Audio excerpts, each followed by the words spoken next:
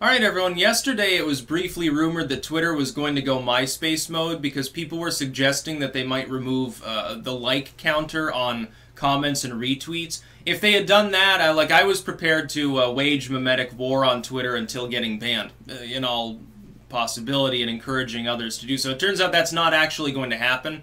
What they're doing rather is just as bad, which is they are preparing to begin banning people for spreading conspiracy theories and hoaxes.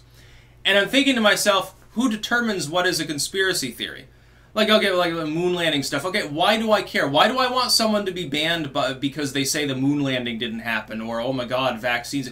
I don't give a fuck. It's not harming anybody. Oh, they say, well, 9/11 thermite is... I don't care!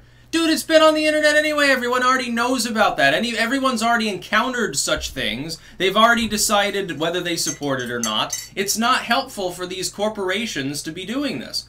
If anything, it just backfires. It's like when YouTube has little infographics pop up on videos about climate change or something like that, or AIDS, you know, certain edgy topics, supposedly, they'll have a little Wikipedia or New York Times or whatever article on there. The problem is that draws more attention to the subject. People are like, oh, I haven't seen this before. What the fuck? You know, 99% of YouTube that doesn't know that policy even exists. Guess what? Then they go and they search for more information. Yeah, wonderful. You're totally not the Streisand effect at all. We're not going to ban you. We're just going to hide everything that you make, so it's a de facto ban. On Twitter, it's like, oh, you're spreading hoax. Okay, again, who determines what is a hoax? It's like, imagine when they're talking about, well, you're not allowed to discredit the victims of violence or something. This is something that's active on Twitter already. So in the first few days of his claims, you would be banned if you said Jussie Smollett was full of shit, even though Jussie Smollett was full of shit. And under their conspiracy theory, hoax bullshit, people who supported him, would they get banned because they were spreading the hoax that he got attacked? It was a hoax hate crime. Would they get banned? Or would people that said that he was full of shit get banned in the first couple of days before it was clear that he was full of shit? See, the problem is the initial hot take reporting of the current era with the 24-hour news cycle and instantaneous information transfer makes it very, very difficult to make sure that the hot take is or is not accurate. Look at the Covington case. So you're saying, like imagine this. Twitter implements these new rules, and then Covington happens. In another galaxy, Covington hasn't happened yet. So first, Twitter enacts these rules, the sweeping change, then Covington occurs, the confrontation so-called there. You're saying that if I come out and say, well, I don't believe it. I think that this Nathan dude is full of shit. I think the Covington kids were approached maliciously. I don't think they did anything wrong. No, they're not racist. No, smirking at someone is not a hate crime. Are you saying that I'd get, like, in trouble for that because I'm spreading the hoax that it's not real? It was real in my mind, says Nathan, as he sits there drumming 2 feet away from another individual who happens to be under 18 years of age. Look at this hateful white supremacist. And if you disagree, you're spreading a hoax. You're a conspiracy theorist. Especially, what if I beat up on the mainstream media and I say, well, they're full of shit too. They took the story and ran with it, and I don't believe the story. Am I going to get in trouble for questioning their journalistic ethics, even though their journalistic ethics are questioned every day by sane people worldwide because they don't have any?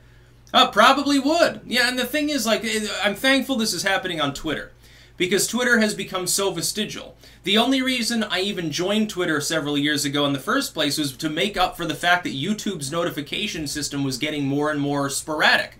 And it still is.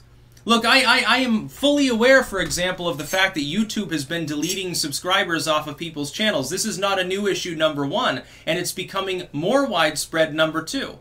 And it's not just attributable to, oh, we're getting rid of some bots and inactive accounts. Okay, you do that several times a year anyway, which is why people several times a year freak out about a sudden sub drop.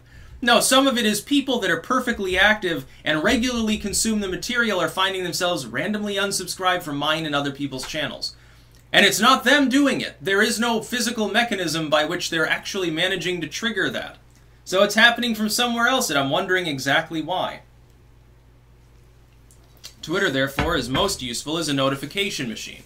By the way, there's a reason, like, oh, people would say, well, why don't you post more on Gab? Well, again, the initial reason I used such services was as a notification machine. And if I want to go shitpost against people that I don't like, I have to do it on Twitter, because if I go to Gab, smaller crowd, you know, there's a higher degree of libertarianism and maybe like pro-Trump within politics there, is going to be harder to find people to, unless I want to argue with like MGTOW or something. It's like that gets passé because after a while you've heard every argument. Or you want to argue with anti-vaxxers or something. Yeah, no thanks.